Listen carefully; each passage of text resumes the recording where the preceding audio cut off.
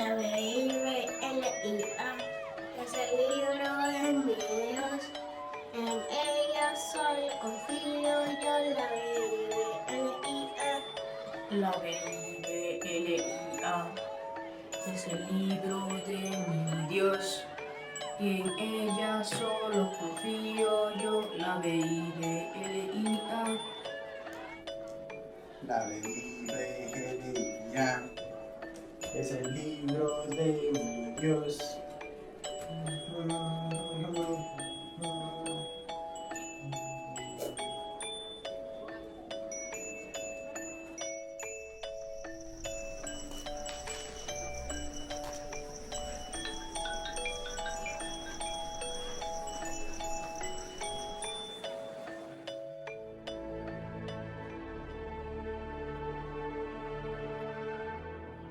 Hey, Gabriel, ¿qué estás haciendo? Recogiendo para irme. Gracias.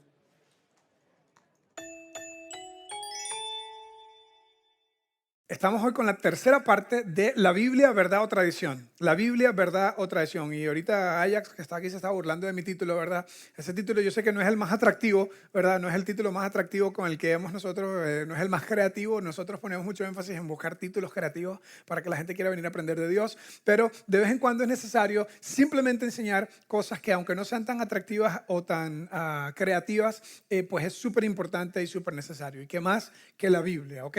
Entonces, durante las últimas 3 semanas hemos estado hablando de la importancia de la Biblia, porque muchos crecimos, y esta ha sido como parte clave de lo que he dicho las 3 semanas, muchos crecimos aprendiendo las historias de la Biblia.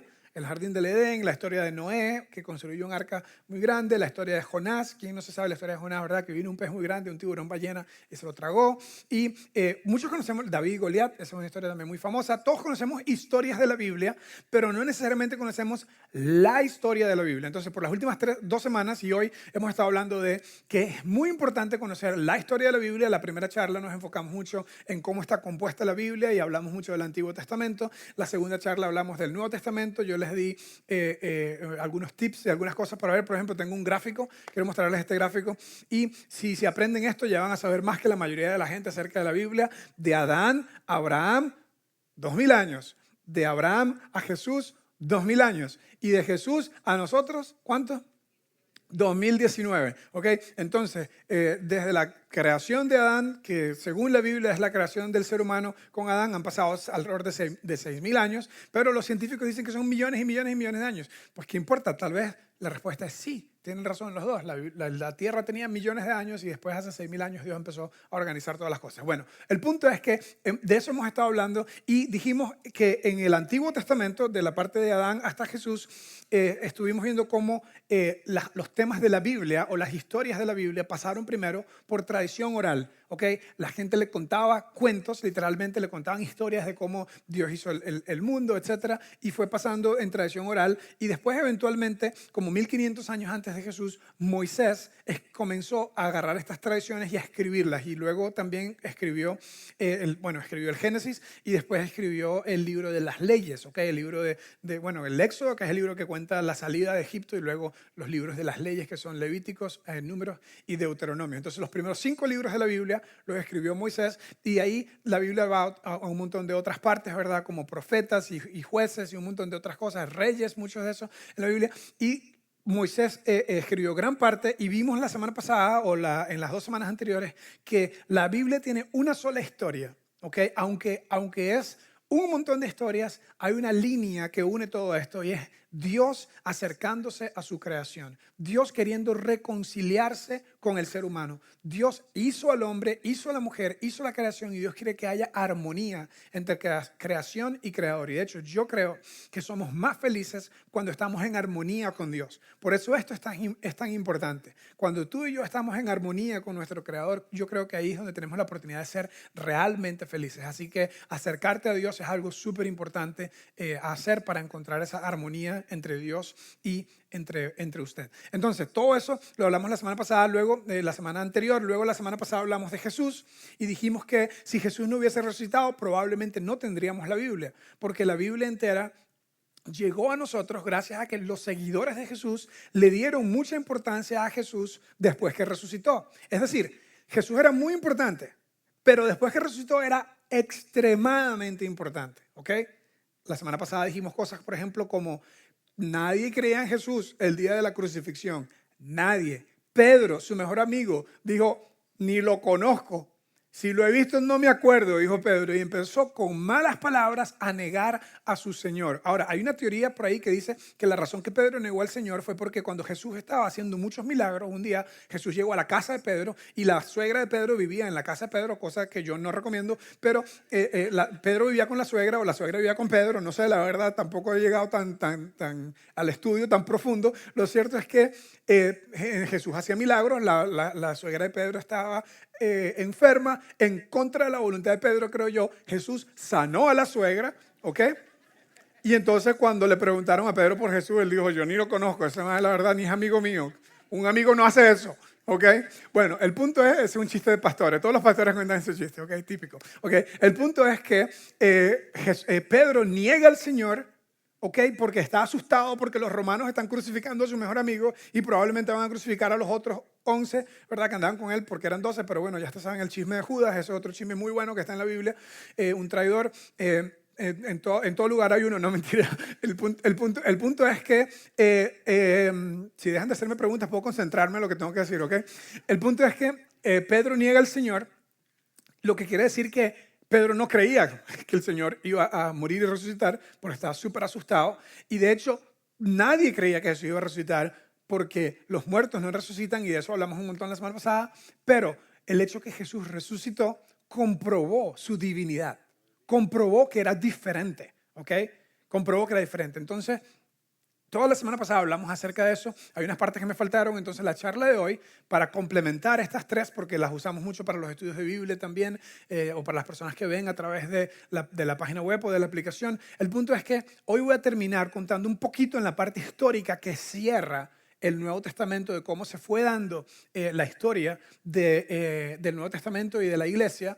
Y luego vamos a terminar con una parte muy, muy práctica que se trata de qué hacer con la Biblia, de qué debe ser la Biblia para cada uno de nosotros. Entonces, estando ahí, en la parte de Jesús, Jesús muere, todo el mundo, ¿verdad?, está debajo de la cama. Cuando lo ven resucitar, de repente ahora sí son valientes porque vieron a un muerto caminar, porque vieron a Jesús, creyeron, decidieron creer en Él, tuvieron dudas hasta el puro momento de su crucifixión y comenzaron a seguir a Jesús y a seguir sus enseñanzas aún después de que Jesús ascendió al cielo. Y como Jesús era judío, comenzaron a estudiar las escrituras judías. Yo tengo aquí una de mis Biblias, esta es una Biblia de estudio. Y aquí en la mitad, vamos a ver, en la mitad está Malaquías, que es la última parte del Antiguo Testamento. Entonces, la Biblia de Jesús era el Antiguo Testamento.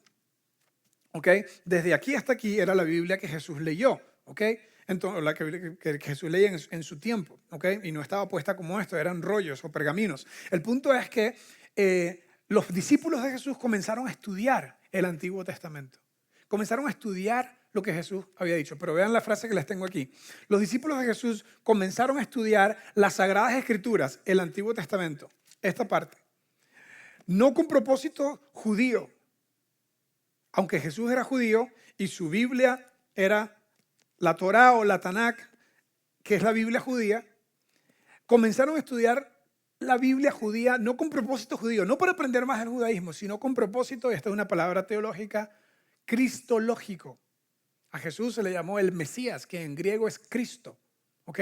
Que significa el enviado de Dios, el ungido de Dios, el salvador del mundo. Entonces, esa es la palabra de Jesús, ¿verdad? Por eso se llama Jesucristo. Algunas personas que no saben nada de Biblia dicen, yo pensaba que Cristo era el apellido. Jesús, Cristo. No. Le decían Jesucristo porque Cristo significa el Mesías. Entonces, cristología es el estudio de Cristo, de la vida de Cristo. Entonces, comenzaron a estudiar, todos los discípulos de Jesús en el primer siglo, comenzaron a estudiar el Antiguo Testamento. No había tal cosa como el Nuevo Testamento todavía. Y en todo lugar donde estudiaban, encontraban algo de Jesús. Por ejemplo, encontraron a Jesús por todos lados. Por ejemplo, en el Antiguo Testamento se nos hablaba de profetas, se nos hablaba de reyes o de sacerdotes y se nos hablaba de reyes. Y ellos dijeron, esto tiene que ser Jesús. O sea, Jesús es nuestro profeta porque el profeta es el que habla en nombre de Dios y Jesús vino a mostrarnos a Dios. El sacerdote es el intermediario entre Dios y el hombre y Jesús dijo, si quieren ir a Dios, yo soy el camino.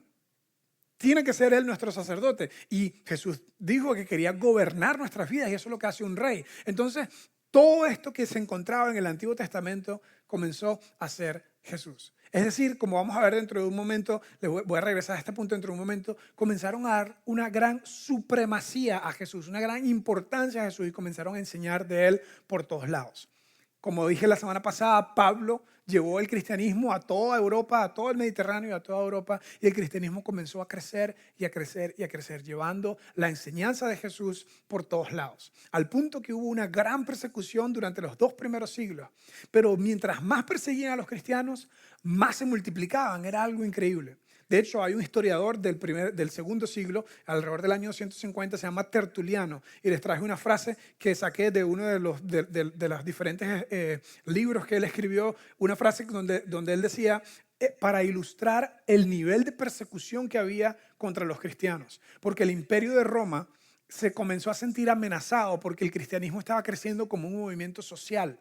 Entonces decidieron perseguirlos para aplastarlo, ¿verdad? Porque pensaban que con crucificar a Jesús iba a morir, pero comenzó a crecer y a crecer, a crecer. Y Tertuliano nos dijo en el año 250, dijo, si el Tíber, que era un río, si el Tíber sobrepasa los muros y si el Nilo, que es también un río enorme, no inunda y fertiliza los campos, si se detiene el cielo y se mueve la tierra, si hay hambre o plagas, todos gritan, los cristianos a los leones. Es decir, como en mi casa, pase lo que pase, es culpa de Julio. Bueno, así fue igual. Pase lo que pase, es culpa de los cristianos. No importaba qué pasara, todo es culpa de los cristianos.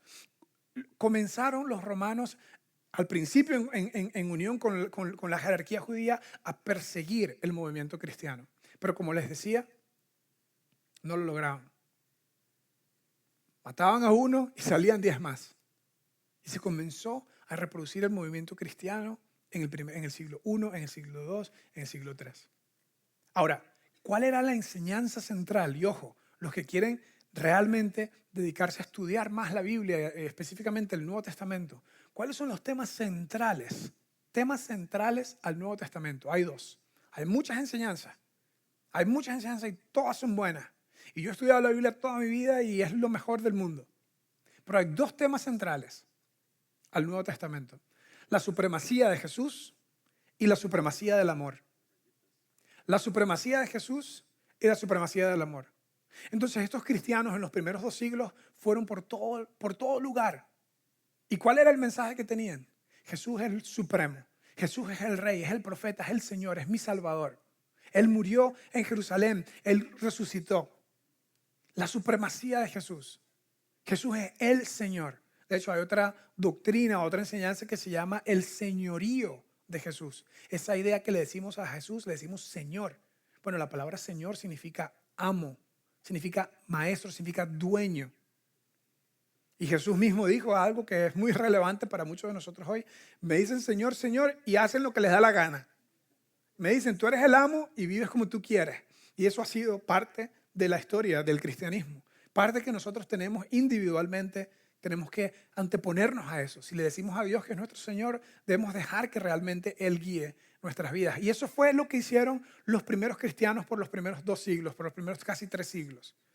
Llevar el mensaje de supremacía a Jesús. Jesús es lo supremo y el mensaje de la supremacía del amor. ¿Por qué? Porque Jesús había dicho que toda la ley se resumía en 2 mandamientos. A ver, los teólogos que han estado prestando atención, que tienen rato viniendo a Open House, porque lo decimos a cada rato. El primero es amar a Dios y el segundo amar al prójimo. Entonces Jesús dijo, en la ley de Moisés hay 613 mandamientos. 613 mandamientos, leyes civiles, leyes de higiene, leyes de convivencia, leyes de agricultura. Hay leyes para todo, pero ustedes no necesitan nada de ley si aman a Dios y aman al prójimo. Porque si tú amas al prójimo no le vas a hacer trampa. Porque si tú amas al prójimo lo vas a perdonar. Porque si tú amas al prójimo vas a poder entenderte con él. Amar a Dios, amar al prójimo. Los 10 mandamientos, el decálogo en Éxodo 20, No tendrás dioses ajenos delante de mí, no te inclinarás a ellos ni los honrarás, porque yo soy el Señor tu Dios. Los primeros tienen que ver con amar a Dios y los segundos tienen que ver con amar al prójimo. ¿Cómo trato al prójimo? ¿Ok? ¿Cómo trato al prójimo? Quien quiera que sea mi prójimo. Sí, eso incluye si el prójimo es tu ex esposo. Eso incluye si el prójimo es tu ex socio que te estafó. Eso incluye a esa persona en el trabajo que está tratando de ensuciarte el piso y queriendo ser mejor que tú y queriendo demostrar algo más que tú. Ese también es tu prójimo. Y sí, a ese también hay que amarlo.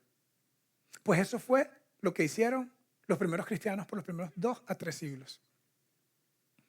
Y seguían siendo perseguidos, siendo perseguidos, siendo perseguidos. Por todo, como dijo Tertuliano, por todo los culpaban a ellos y los tiraban a los leones.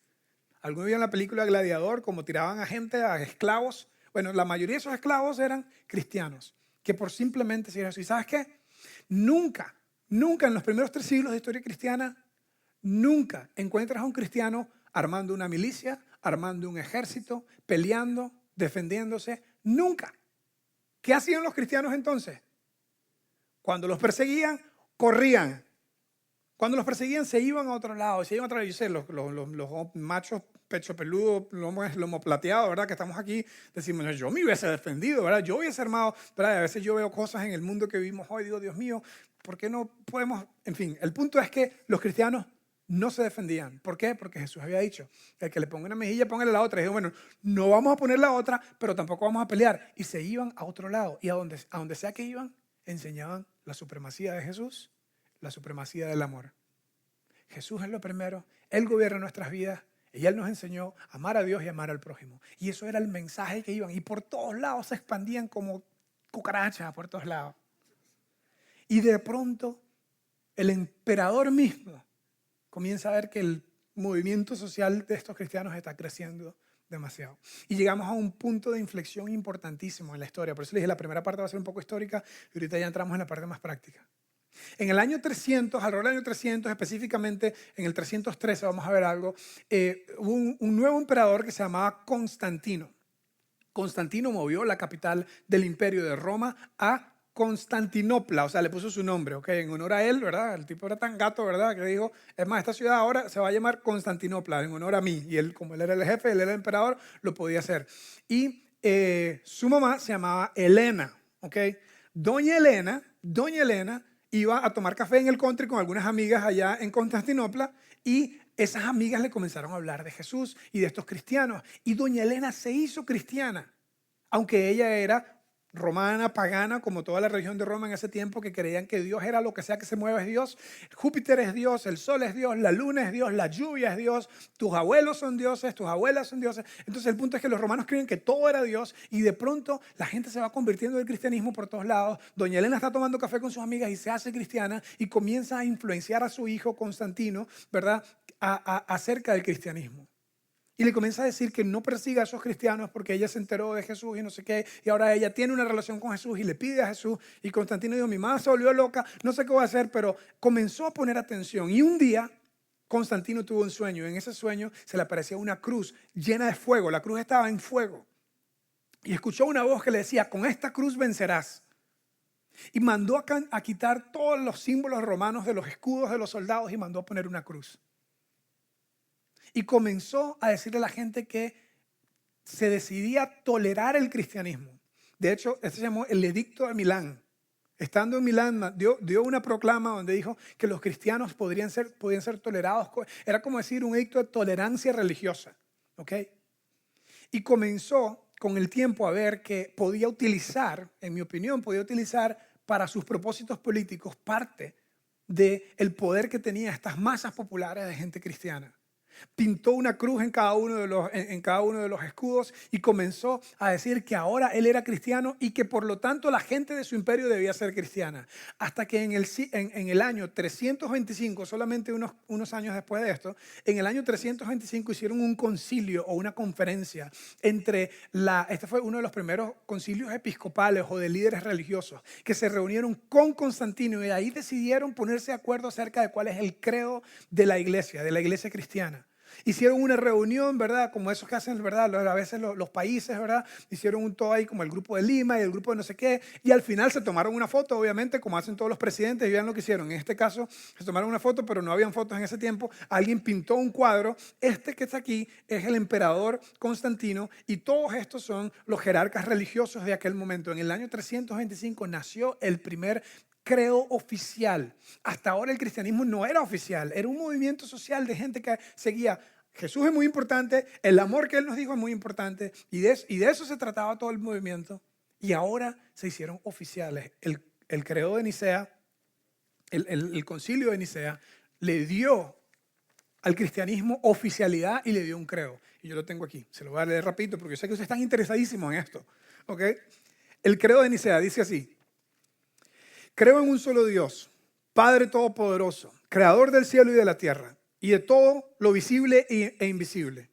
Creo en un solo Señor, Jesucristo, Hijo único de Dios, nacido del Padre antes de todos los siglos, Dios de luz, luz de luz, Dios verdadero, de Dios verdadero, engendrado, no creado, de la misma naturaleza del Padre, por quien todo fue hecho, que por nosotros los hombres y por nuestra salvación bajo el cielo y la obra del Espíritu Santo se encarnó en María, la Virgen, y se hizo hombre.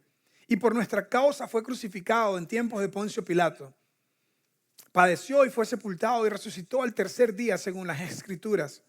Y subió al cielo y está sentado a la derecha del Padre. Y de nuevo vendrá con gloria para juzgar a los vivos y a los muertos, y su reino no tendrá fin. Creo en el Espíritu Santo, Señor y dador de la vida, que procede del Padre y del Hijo, y con el Padre y el Hijo recibe una misma adoración y gloria, que habló por sus profetas. Creo en la iglesia, que es una, creo en la iglesia, que es una, santa, católica y apostólica. Confieso que hay un solo bautismo para perdón de pecados y espero la resurrección de los muertos y la vida del mundo futuro.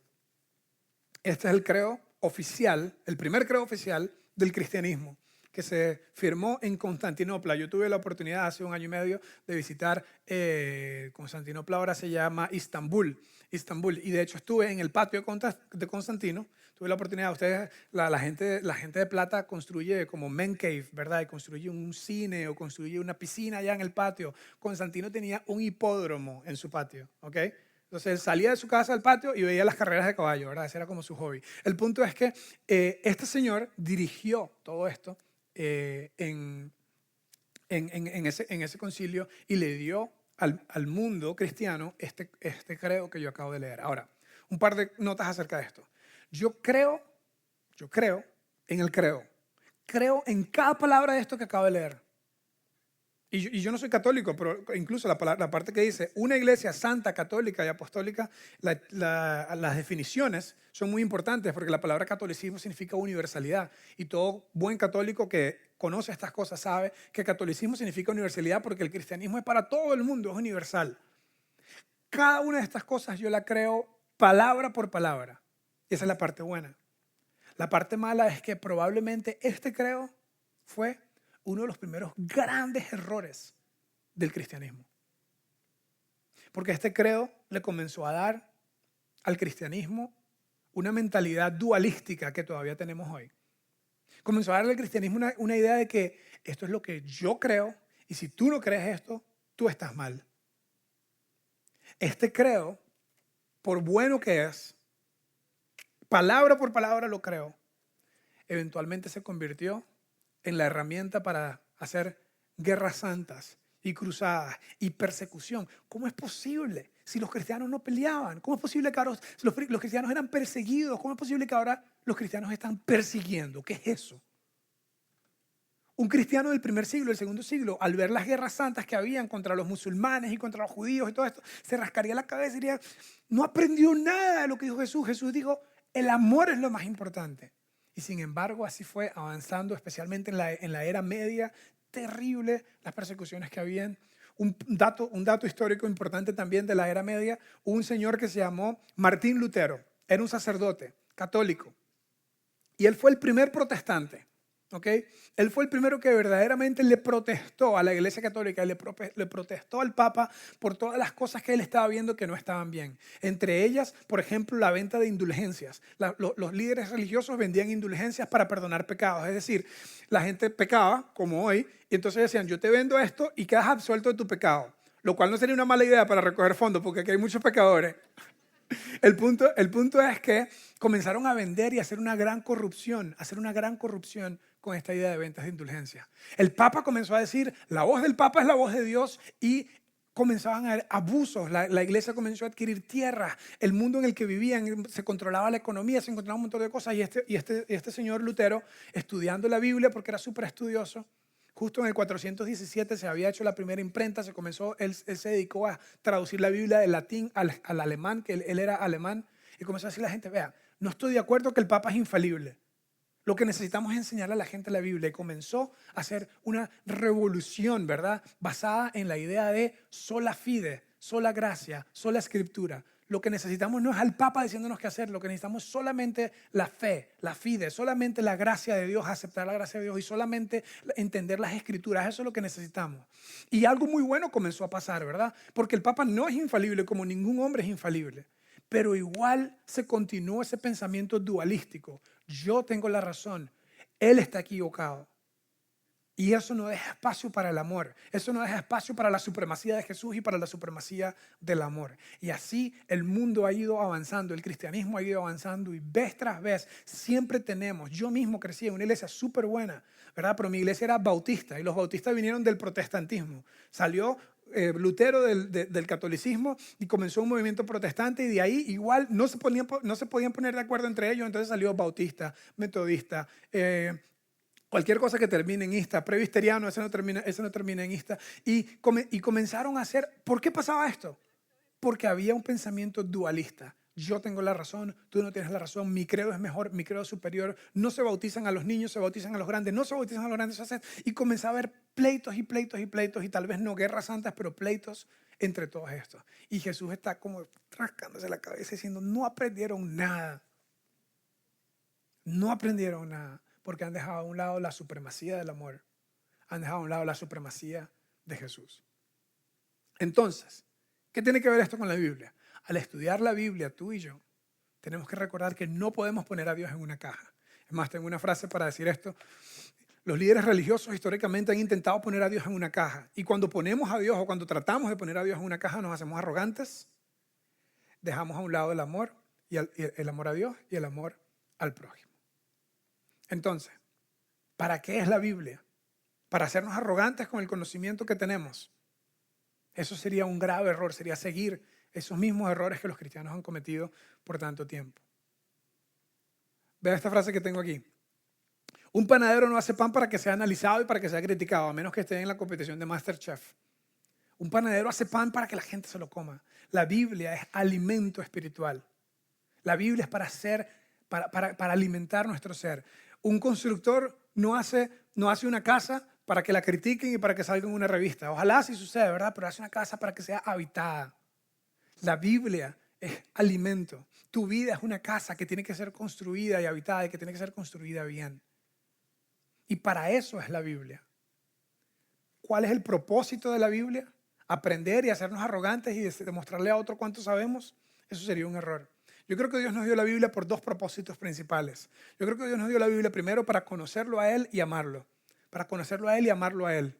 Y el segundo, para aprender a vivir el plan que Él tiene para nuestra vida. Para aprender a vivir el plan que Él tiene para nuestra vida. Te digo rápidamente, esta es la parte práctica. ¿Cuál es mi método de estudio de Biblia? Es súper sencillo, tiene 3 pasos. Mi método de estudio de Biblia es simplemente observación, interpretación y aplicación. Es leer un texto y observar y preguntarse qué dice ese texto. ¿Qué es lo que está diciendo ese texto?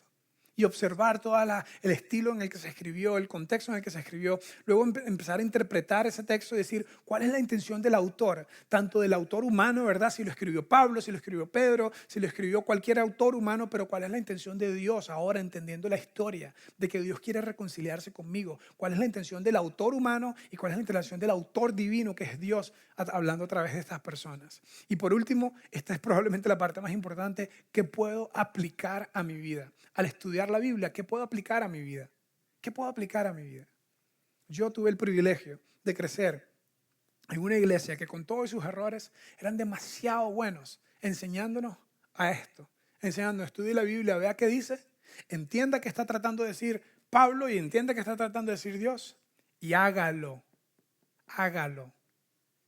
Entonces, por ejemplo, me enseñaron desde pequeño que si una persona me hace daño, yo tengo que ir y arreglarme con él. No puedo ir a chismear, porque la Biblia enseña eso.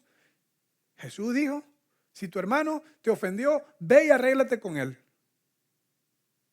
Y si no te oye, trae un testigo y trae a otro para que se dé cuenta que tú quieres arreglarte con él. Entonces, toda la vida, cuando alguien me hace daño a mí, yo trato de aplicarlo. Trato de no ir y decirme, sentarme en la sala y hablar y chismear a la persona, sino ir y arreglarme con él. El Señor enseñó a perdonar. Y ahí cuando alguien me ofende, cuando alguien me hace daño, a veces no quiero, ¿verdad? Le digo, Señor, Dios mío, esta persona, yo no quiero mal para él, llévatelo, Señor, llévatelo, que esté contigo, ¿verdad? Y después que paso toda la chicha, después que paso toda la rabia, tengo que perdonar. Tengo que perdonar, si no, estoy jugando a religión, si no lo aplico. ¿Ok?